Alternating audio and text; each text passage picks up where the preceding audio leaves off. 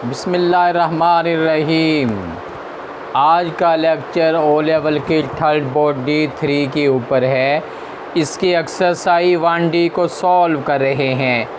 आज के लेक्चर में एक्सरसाइज 1D का क्वेश्चन नंबर 15 शामिल है। क्वेश्चन नंबर 15 की स्टेटमेंट ये है। क्वेश्चन नंबर 15 की स्टेटमेंट ये है, आमरा travels by coach from Singapore to Penang which are 700 kilometers apart to visit her grandparents. She returned to Singapore by car at an average speed of which is 30 kilometers greater than that of coach. Part 1. If the average speed of the car is x kilometer per hour and the time taken for whole journey is 20 hours. Formulate an equation in x and show that it reduces to x square minus 100x plus 1050 equal to 0. Second part, solve the equation x square minus 100x plus 1050 is equal to 0, giving both your answer correct to 2 decimal places. Third part, find the time taken for the return journey. इससे पहले solve करते हैं। सबसे पहले हमने लिखना ये है कि सिंगापुर से पेनिंग का डिस्टेंस है वो कितना है। इधर हमने लिखना है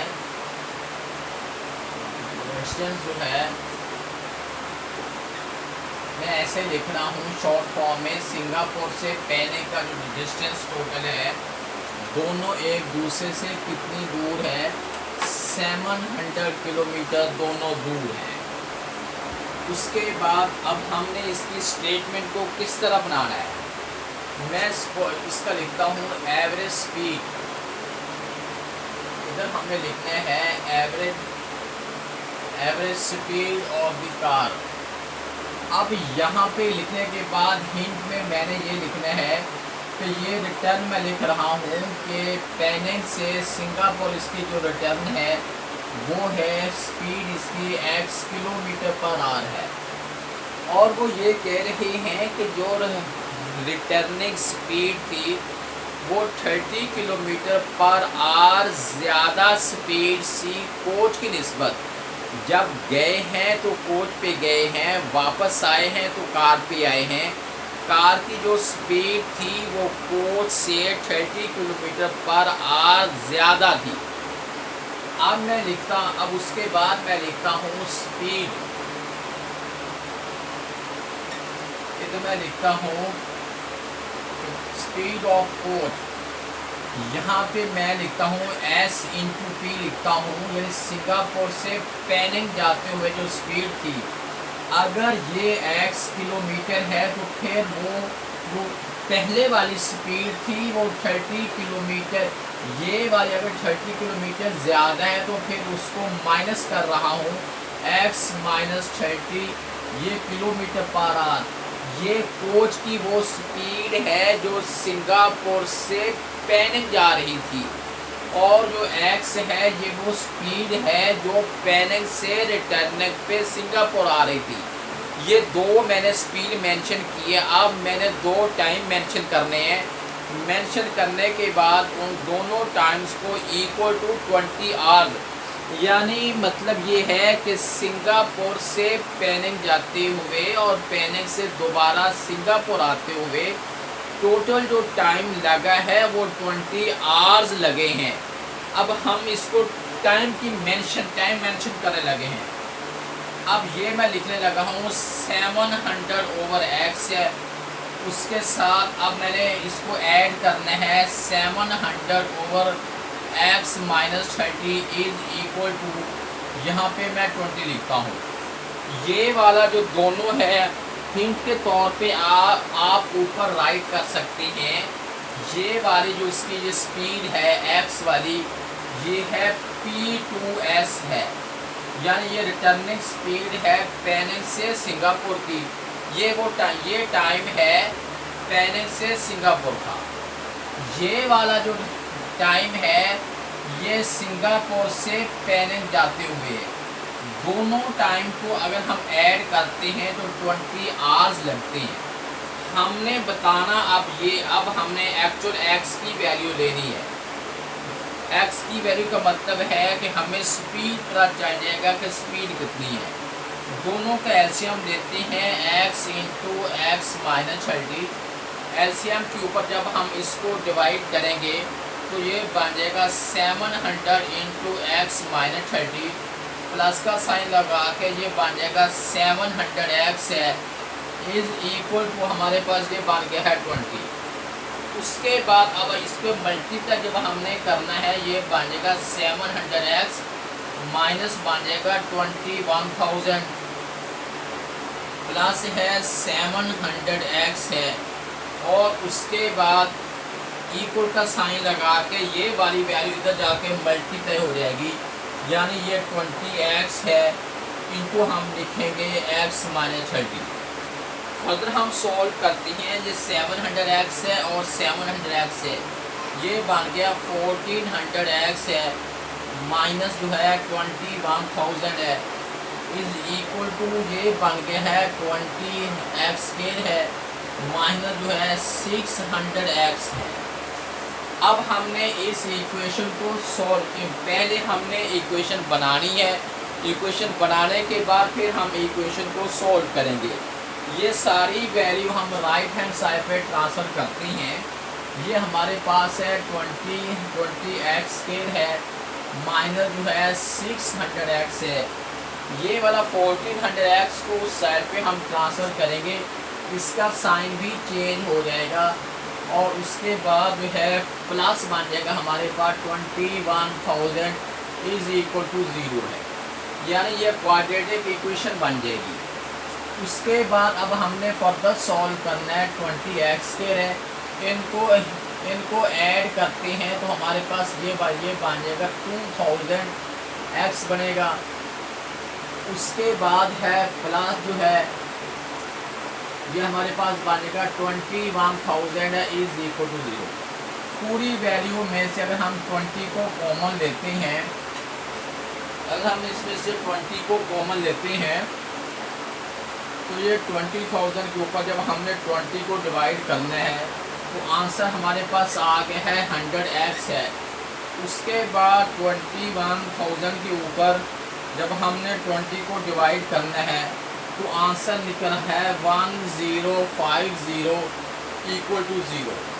20 उधर जाके ओवर में हो जाएगा, यानी एक्स स्क्वायर माइनस 100x है प्लस 1050 इक्वल टू 0 ओवर 20।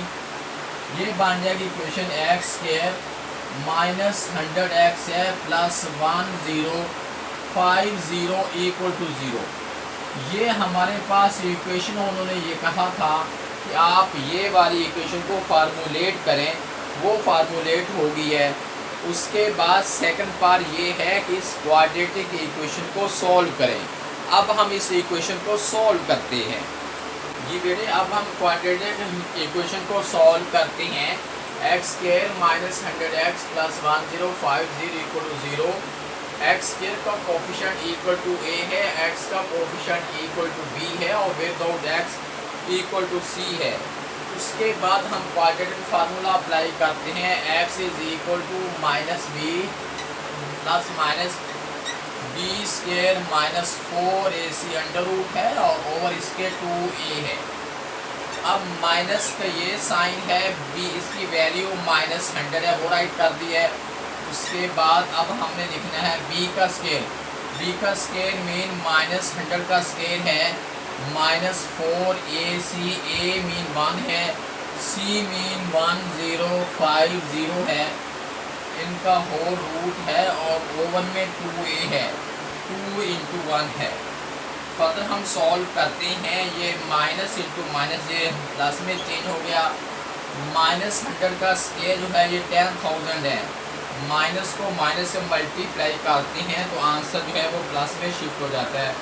उसके बाद 1050 को मल्टीप्लाई 4 करते हैं तो ये हमारे पास 4200 बन गया है। इनके ऊपर रूट है और ओवर में 2 1 2 है। अब हमने फर्दर सॉल्व करना है इसको। ये हमारे पास 10,000 है, उसमें से हम 40 to 100 को सब्ट्रैक्ट करते हैं। रिमेनिंग जो हमारे पास आंसर बन गया है 5800 है और इसके ओवर में 2 है। अब इक्वल टू 100 है प्लस माइनस इसका अब हम रूट लेते हैं, तो रूट लेने के बाद ये हमारे पास बन गया 76.16 है, इसके ओवर में 2 है। अब हम इसे सॉल्व करते हैं, दो पोर्शन, इसके दो पोर्शन बना लेते हैं। एक पोर्शन में हम लिखते हैं 100 प्लस 76.16 है, ओवर 2 है, और एक साइड में हम लिखेंगे 100 माइनस 76.16 ओवर 2 है। अब इन दोनों अब हम इनको ऐड करते हैं। ऐड करने के बाद इनको 2 पे डिवाइड करते हैं, तो ये आंसर हमारे पास बन गया है 88.08 है, ये बन गया। और उसके बाद उस साइड का 100 में से सब्ट्रैक्ट करना है 76.16 को, उसके बाद 2 पे डिवाइड करते हैं तो 11 ये आंसर बन गया है 11.92 है। ये हमारे पास दोनों एक्स निकले हैं। दोनों एक्स का मतलब ये है कि ये हमारी स्पीड है, ये जो कार की एवरेज स्पीड है उसके हमारे पास दो आंसर निकले हैं। उसके बाद अगली बात वो ये कि तीसरा पार्ट इसका ये है find the time taken for the return journey. अब हमने रिटर्न जर्नी का जो तीसरा पार्ट है टाइम है रिटर्न जर्नी। रिटर्न जर्नी का मतलब ये है पेनिंग टू सिंगापुर है। ये हमने टाइम देने हैं, वो हमने लिखा था 700/x है। अब हम इसको डिवाइड करने लगे हैं। ये 700 है, इसके ओवर में डिवाइड करना है हमने 88.08 है। 700 के ऊपर अब हम डिवाइड करने लगे हैं 88.08। ये हमारे पास बन गया है 7, ये बन गया 7.95 आर। कितने घंटे लगते हैं वापसी के ऊपर। अगली बात यह है कि आंसर तो दो निकले थे, एक आंसर ये निकला था, एक आंसर ये निकला था। ये हमारे पास ये दोनों ही स्पीड है किलोमीटर पर आवर। मैंने वैल्यू ये पुट की है, ये वाली वैल्यू मैंने पुट क्यों नहीं की, वो वाली वैल्यू भी हम पुट करके चेक करते हैं। 700/x है, 700 ओवर हमारे पास है 11.92। 700 इसके ऊपर हम डिवाइड कर रहे हैं 11.92। ये हमारे पास बन गया है 58.72। अब बेटा यहाँ एक एरर है, यहाँ एक सोचने की बात है। ये हमारे घंटे हैं। अब बेटा बहुत से बात समझनी है जो मैं बात समझाना चाह रहा हूँ। टोटल जर्नी जो है यानी सिंगापुर से पेनिंग और पेनिंग से सिंगापुर, ये पूरा जो चक्कर है, पूरा साइकिल जो है ये कंप्लीट हुआ है 20 आवर्स में, 20 घंटे में। 20 घंटे में पूरा सफ़र कंप्लीट हुआ है। हमने सिर्फ ये बताना है कि टोटल टाइम तो 20 घंटे था आने जाने का और फिर आने का। उसमें से आने का यानी वापसी पेनिंग से सिंगापुर 20 घंटों में से कितने घंटे लगे हैं वापसी पे पेनिंग से सिंगापुर आते हुए, ये बात बतानी है। अगर मैं इस आंसर को सपोज कर लूँ कि मेरे ये टोटल 58 आवर्स लगे हैं, 58 घंटे लगे हैं मेरे वापसी पे, ये मेरा एरर है, मेरा फॉल्ट है। क्यों कि टोटल जो सफ़र था वो तो हुआ है 20 आवर्स में, टोटल सफ़र के 20 घंटे लगे हैं, तो अकेले वापसी के 58 आवर्स कैसे लग गए। इसलिए ये आंसर वैलिड नहीं है। आपने इस आंसर को चूज़ नहीं करना, क्योंकि ये तो 58 आवर एक साइड के लग रहे हैं। हमारा तो टोटल 20 आवर्स में कंप्लीट हुआ है, इसलिए ये आंसर वैलिड है कि वापसी पे उसके 7.9 आवर उसके वापसी पे लगे हैं, बाकी टाइम जो उसका जब था वो ज़्यादा लगा है। अब एक बात ये है टोटल तो 20 घंटे हैं। 20 घंटे में वापसी पे तकरीबन 8 घंटे लगा लें कि वापसी पे सफ़र उतना ही है। सिंगापुर से पेनिंग, पेनिंग से सिंगापुर 700 किलोमीटर फासला तयशुदा फिक्स है। अब अगर स्पीड एक जैसी होती तो 10 आवर जाने के लगते, 10 आवर आने के लगते। वो कह रहे थे कि जो वापसी स्पीड है ये 30 किलोमीटर ज़्यादा है। अगर स्पीड ज़्यादा होती है तो फिर टाइम कम लगता है, इसलिए 10 किलो अगर स्पीड एक जैसी होती तो फिर 10 आवर 10 घंटे लगने थे। अब 10 घंटों से टाइम कम लगा है। क्यों लगा? कि वापसी पे स्पीड तेज़ थी, और जब स्पीड तेज़ होती है तो फिर मंजिल पे पहुंचते हुए टाइम कम लगता है। इसलिए हमारा यही आंसर जो है मोस्ट अप्रोप्रिएट है।